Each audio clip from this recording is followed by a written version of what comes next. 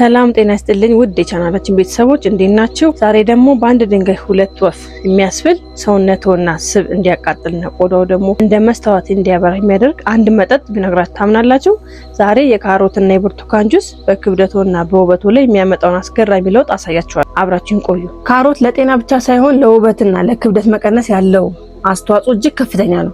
በተለይ በውስጡ የያዘው ቤታ ካሮቲን፣ ፋይበር እና ውሃ ለዚህ ዋና ምክንያቶች ናቸው። ክብደትን ለመቀነስና ለውበት ያለው ጥቅም በዝርዝር እንመልከት። ክብደትን ለመቀነስ የመጀመሪያው ዝቅተኛ ካሎሪ ነው። ካሮት በውስጡ የያዘው ካሎሪ መጠን በጣም አነስተኛ ነው። አንድ መካከለኛ ካሮት ስንጠቀም ወደ 22 ካሎሪ ገደማ ብቻ በመሆኑ ሳንሰጋ በቂ መጠን መመገብ እንችላለን። ሌላው ለውበት፣ ካሮት የተፈጥሮ ውበት መጠበቂያ ተብሎም ይጠራል። ለቆዳ ብሩህነት የመጀመሪያው በውስጡ ያለው ቤታ ካሮቲን በሰውነታችን ውስጥ ወደ ቫይታሚን ኤ ይቀየራል። ይህም ቆዳችን ጤናማና ለስላሳና ብሩህ እንዲሆን ያደርግልናል ማለት ነው።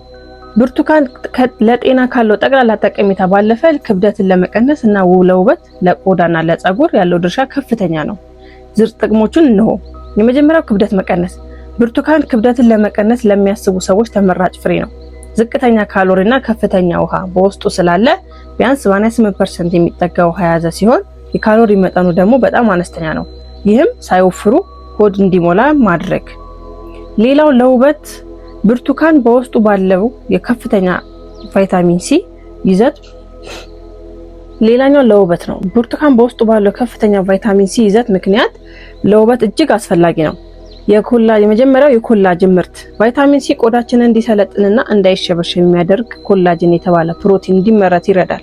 ይህ ደግሞ ወጣትነትን ጠብቆ ለማቆየት ይረዳናል። እንግዲህ ቤተሰቦች ይሄው በምታዩት መልኩ ሁሉንም ነገር አዘጋጅቼ አስቀምጫለሁ።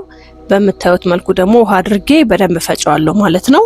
ያው መጀመሪያ ላይ ያልነገርኳችሁ የዝንጅብልና የሎሚውን ከዚህ በፊት አውርተናል ብዬ ነው ያላወራሁት እና እንደዚህ በደንብ ከፈጨሁት በኋላ በሁለት ማጥለያ ነው እኔ የምጠቀመው።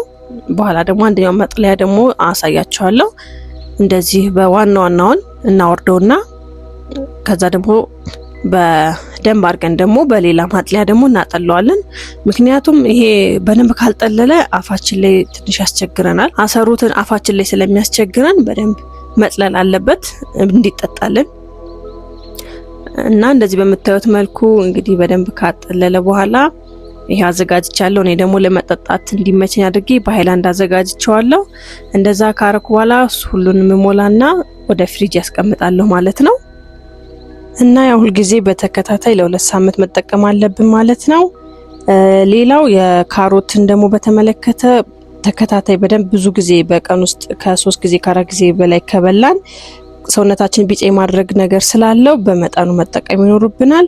እንደዚሁም ብርቱካን ከሱቅ የሚገዙትን ጭማቂዎች ከተጠቀምን ውስጣቸው ስኳር ስላለው የሰውነት ክብደትን ይጨምርብናል እንጂ የሚቀንስ ነገር ስለሌለ ይሄንንም መጠንቀቅ አለብን ማለት ነው። እሺ ውድ ቤተሰቦቼ ይሄው እንግዲህ ተመልሰን መተናል። ይሄንን ይመስላል እንግዲህ ይሄን ደግሞ ጧት በተለይ በባዶ ሆድ ቢጠጣ በጣም ተመራጭ ነው። ከዛ በተረፈ ግን ደግሞ በምግብ በኋላ ብንጠጣውም ደግሞ ምንም ችግር የለውም። ግን ያው ለውጡ ግን የሚታየው ምንድነው በባዶ ሆድ ሲጠጣ ነው የተመረጠ የሚሆነው እና ይሄኛው ሲሰራም እንዳልኳችሁ ለሰውነት ክብደት ከሱ ሉዝ ከማድረግ በተጨማሪ ለፊታችን ጥራት ቫይታሚን ሲ ስላለው ብርቱካንና ካሮት ለፊታችን ጥራት እጅግ ተስማሚ ነው ማለት ነው። ለሰውነታችን ብቻ ለጤንነት ራሱ በጣም አስፈላጊ ነው። ይሄንን ብንጠቀመው አሪፍ ነው እና ዝንጅብልና የሎሚውን ደግሞ መጀመሪያ ላይ ስለነገርኳችሁ ነው። አሁን ይሄንን እንግዲህ አረጋታለሁ ማለት ነው።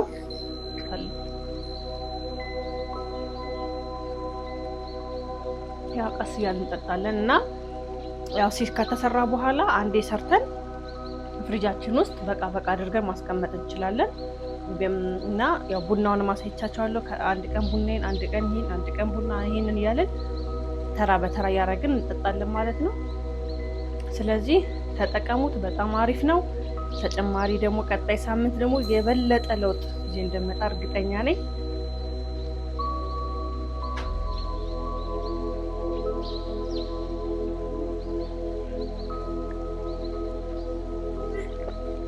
እና ቤተሰቦቼ እንግዲህ አብራችሁ ስለምትሆኑ ስለምታበረታቱኝም በጣም ነው የማመሰግነው።